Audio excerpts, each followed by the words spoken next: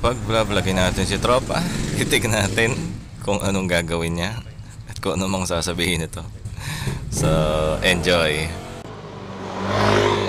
Hello guys. Kami po'y namahinga ng kaunti. Yung pong isang kasama ko ay napapagod na dahil siya ay may edad na. Kami po ay nasa DRT ulit dahil ang DRT ay Doña Remedios Trinidad, at ang trivia po nito ay hindi ko po alam. So yan na po ulit si JB, naka CBR 150. Kami po ay lalakad na dahil po ay siya ay sinasamahan po natin sa DRT dahil siya po ay nalulungkot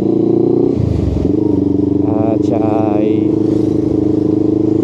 bigla na lang nag-aayang mag motorcycle ride. Ayan po, ang dala po natin ay isang Honda CBR 500R. So siya po ay inline 2, kaya ganyan po ang tunog. At nandito po kami ngayon sa lagpas na po ng Kalawakan to. Natipili po natin ay ngayon iba po nang masasabi ko ay may lubak. Diretso na po tayo. Ang oras po natin ay 5:20 ng hapon. Sigurado ang aking pabiyak na siya IP ay nag-aantay na dahil ako ay miss na miss na. Yeah. Pagka miss na miss ka na, uwi ka kaagad. Ayo. Kahit mga banking na ganyan eh, kailangan eh na ano mo, kasi madali ka na dahil nami-miss ka na nga ng yung kabiyak. Ayo. Kahit kumukurbada kami ng ganito, kitang-kita naman ang mga kurbada dahil uwi na kami. Shoutout po sa dalawa naka big bike. Shoutout po sa inyo. Yan po, dito na kami sa kanto ng DRT.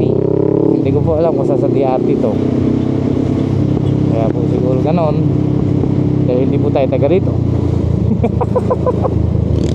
Ating nilalakbay ngayon ay papunta na tayo sa North Sakaray.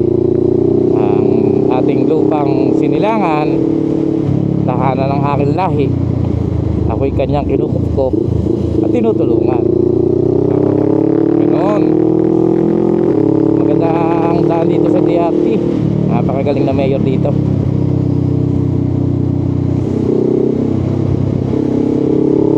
Napakagaling. At putis na nakikita niya na napakaganda ng karsada niya dito. Hindi ko rin po kilala mayor dito. Pero magaling mayor dito. Ang DRT po ay miyembro ng Lubakan, pero mukhang ala naman lubak dito sa DRT, kaya pa sa Lubakan. Ganon.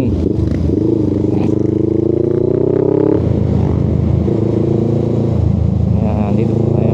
Kita po namin sa camera si JP ay uwing-uwi na din. At kaya uwing-uwi naman, ayaw ba sa taong ito?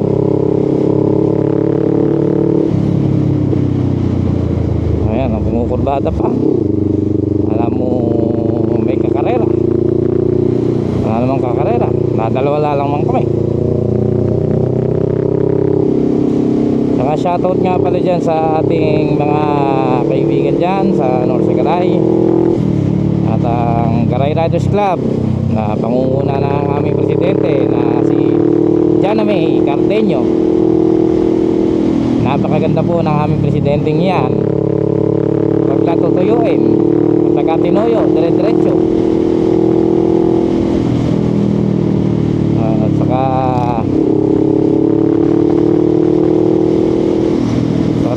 ang GRC ay mahal na mahal na mga taga-garay dahil buwan-buwan ay may tinutulungan sila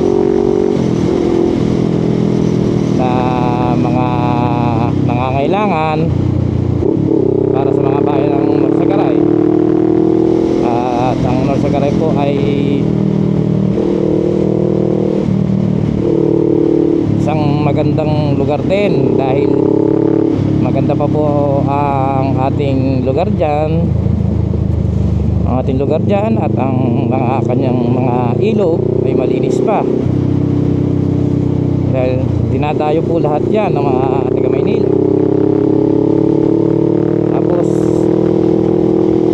yung ibang karatig bayan ng Norsagaray ay doon naliligo, ganun, dahil April na, summer na, kaya po ang mga namin, ang ilog namin ay busy dahil maraming naliligo sa ngayon, dahil ngayon pa po araw pa ng linggo.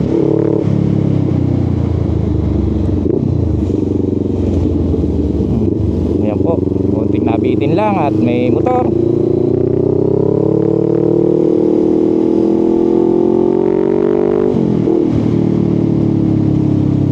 At nasa kurbada na naman po kami ulit. Yung ganun sana, bumabaking po siya, parang ako'y hindi. Kumakabanking ay alam mo mauubusan ng karsada.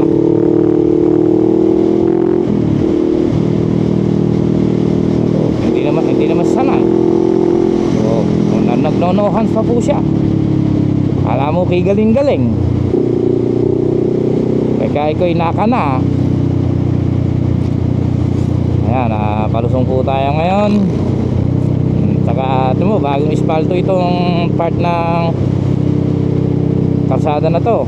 Talagang okay na okay si mga opisyales dito sa DRT. Salud po tayo sa inyo, napakagaling nyo po. Kitang kita po kahit hindi po makita kasi ng mga tao, kasi sa karsada pa lang makikita na natin kung gaano kaganda ang lugar nila.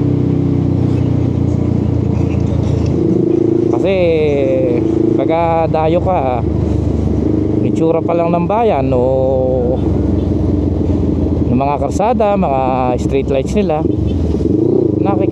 nakikita na natin kung talagang okay yung kanilang mga opisyales dito sa DRT.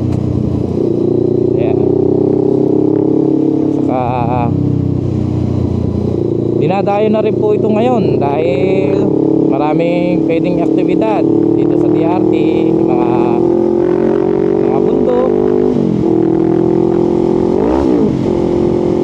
bundok at mga ilog-ilog. Dito na rin po sa DRT yan. At tingnan nyo naman po ang kasada. Talagang napakabisa.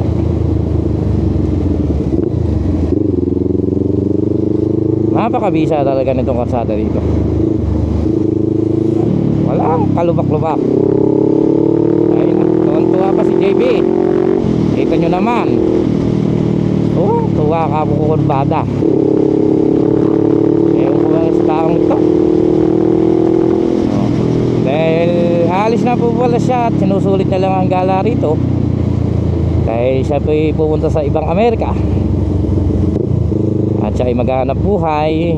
At sana sa susunod ating vlog ay naka CBR 600 na siya. Tayo naman po may iwan ngayon dahil 600 na ang kanyang motor. Ayun po, kukurbada pa siya, kitang kita. May hams dito sa lugar na to. Ito tayo isa. Ayan, at may hams ulit.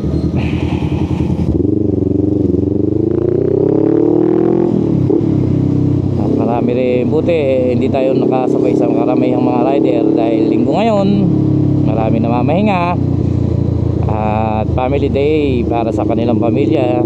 Nilalabas nila dahil sa isang linggo ay isang beses lang naman para magka-oras sa pamilya. Shoutout sa inyo mga magulang na naghahanap buhay para sa pamilya upang maitaguyod ang kanilang mga anak bila sa pag-aaral nila. Saludo po tayo sa inyo dahil kayo ay isang mga masisipag na mga trabahador dito sa Republika ng Pilipinas. Ayan po, wala na po kasi ako masabi, kaya kulo na po ang mga sinasabi ko. Kaya JB, pag inedit po to, burahin mo na baka may makarinig pa. Baka marinig pa nung nagpa-vlog at kulo na pinagsasabi. Ayan po, kumukurbahan na naman si JB. Ngayon po ay napakaganda ng kalangitan dahil parang uulan na hindi uulan, ganon. Pag umuulan kasi ay hindi tayo makakapag-ride pag umuulan. Kaya ito po tayo ngayon nasa DRT dahil maganda ang panahon. Mainit nga lang kanina. Saka shoutout po sa ating mga tropa dyan na magsiset ng alak pero wala pa rin, nagtatago. At ewan ko ba kung ano ang plano sa buhay. Okay, andito tayo sa Argolan DRT. Ayan, papasok na po tayo ng Angat, Bulacan. Ayan. Ang Angat, Bulacan po ay isang matandaan lugar na pagkakaalam ko po ay ang Angat at Norsagaray ay isang lugar noon.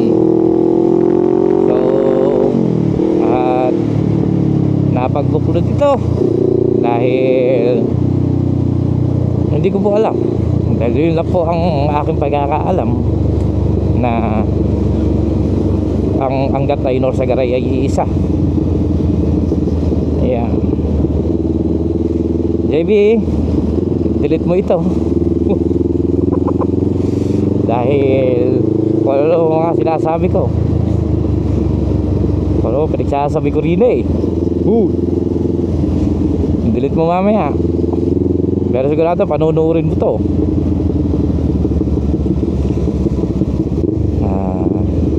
Saka first time ko lang po na magsalita dito sa kanyang vlog. Sinubungan ko lang po, pero parang walay. Hindi ko po alam kung ano sasabihin ko, kung ano mga pwedeng nating i-topic sa mga habang nagmumotor. Kasi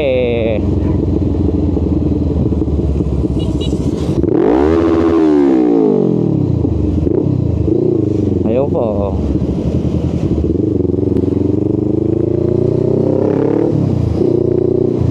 Ayun po, bomba daw, sabi ng bata. Hindi naman bomba, limit lang po yun. Mamaya naman po ay maya po ay hapunan na, tutulog na, at kinabukasan po ay oras na naman po na ating trabaho na 8 oras. Araw-araw trabaho na lang. Pero po sana ay maging balance tayo na hindi puro trabaho at hindi rin puro pahinga, kasi lahat po ng sobra ay masama. Ayan, tandaan nyo po yan. Yung medyo kumakalam po ang sasakyan dahil pauwi na sila. Ayan po, at umu-overtake pa po si JB. Kala mo lang kasalubong.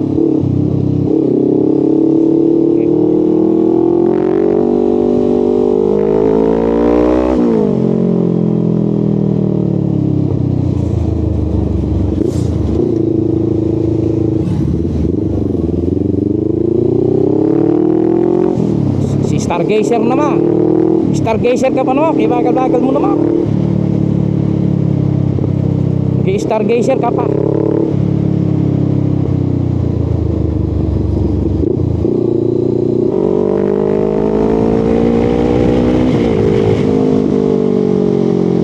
Yan po. Umabol tayo kay JB. Na isang taong malungkot at nagsusumikap para sa Republika ng Pilipinas.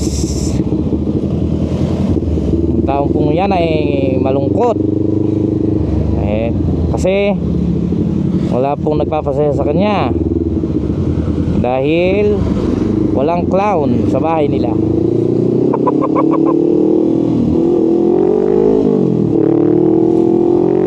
Dapat may clown para masaya ang buhay. Dahil ang buhay ay weather lang. Ayan po si JB na taong nakasando, kala mo maskulado, alam mo maganda katawan, nakasando pa. Shoutout po kay Imo. Si Imo ay pinupulikat po sa pagmumotor dahil may edad na. Ay, hindi ko po alam kung may edad na pa talaga, dahil siya daw ay pinulikat dito sa lungsod ng DRT. Yan po ay ang nangyayari po ngayon ay isang napaka-traffic na lugar. Kaya hindi po natin alam kung ano nangyayari, pero tansya ko po ay sa kanto yon, dahil lagi naman po traffic dyan sa kanto na yan. Hindi ko po alam kung ano nangyayari sa kanto na yon. Na-traffic na sila, na-traffic pa kami.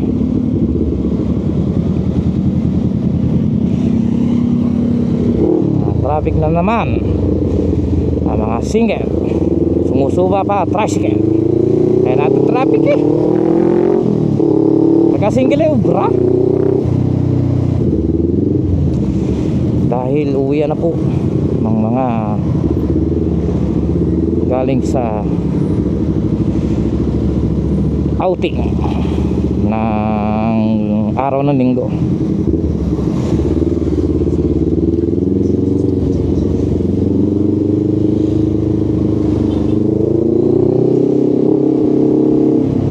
Si JB, mo-overtake na naman.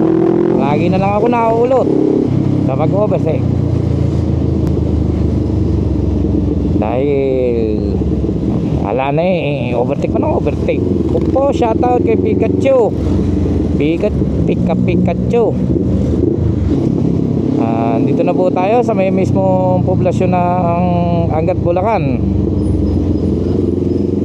Malapit na po tayo sa ating destinasyon. Ito po pala ang simbahan ng Angat. Yeah. Yan po ay dito sa patapat ng palengke ng Angat. Ayan.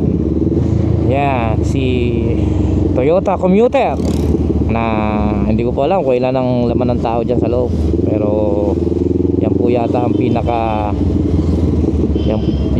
ang pinaka malaking van sa ngayon na nakikita ko.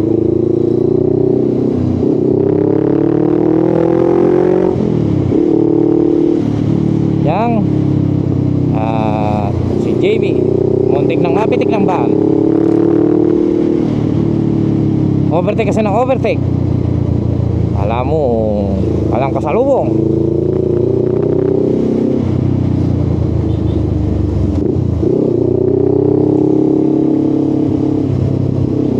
Dito po tayo sa may Pugpog, Angat, Bulacan.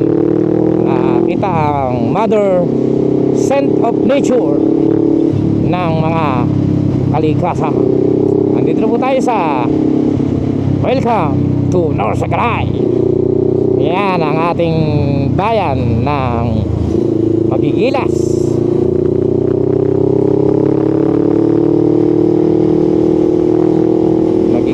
yung mga tao sa North Sagaray.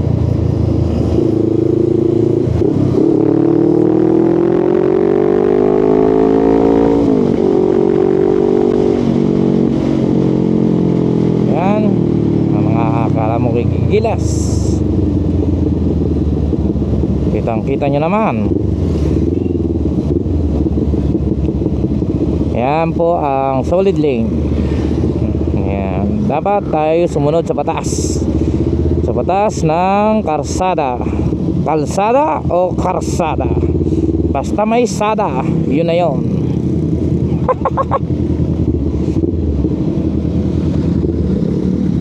Yan. Okay.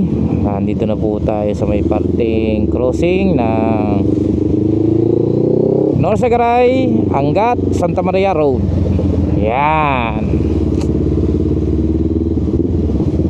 Hindi ko, yan po. Andito na ako kay Etchegoray. Ay, hindi pala. Basta si ano yun, Sigoray. Yan. Para mo, makapaluli ang sasakyan. Dahil maraming nag-uwian galing sa ilog naman ng North Sagaray. Dahil sabi ko nga kanina, maraming dumadayo at nagbabanding dito sa ilog ng North Sagaray. Dahil isa sa malinis, isang malinis na eleksyon, ay malinis na ilog pala dito sa North Sagaray. Yan po, andito na po tayo, malapit na po tayo sa Jollibee at Mang Inasal.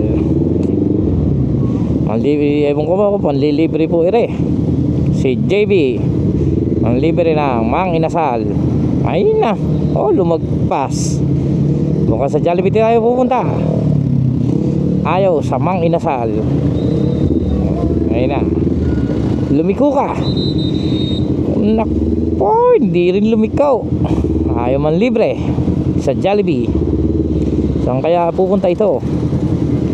Ito si J Binto, ayaw man naman libre. Ayan, yung mga kasalubong natin yan, puro dayo yan. Puro naligo po rito sa garay. Kaya shout out po. Oy, kumaliwa si JB. Saan kaya pupunta ito? Wala namang kainan din eh sa North Sagaray.